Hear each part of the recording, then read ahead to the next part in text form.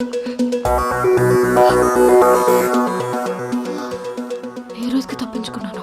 మరి రేపేం చేస్తావు? ఏదో ఒకటి చేస్తాను. మాయా మాయా మాయా,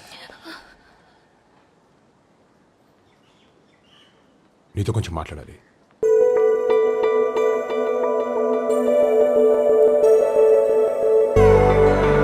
ఒకరిని చూడగానే ప్రేమ పుడుతుందంటే నేను అసలు నమ్మేవాడినే కాదు.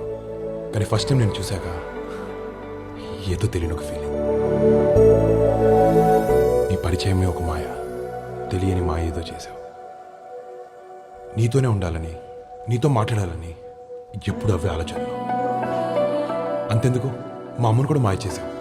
ఎప్పటికీ ఈ మాయలోనే, ఈ మాయతోనే ఉండాలని అనుకుంటున్నాను. మాయా, ఐ లవ్ యూ.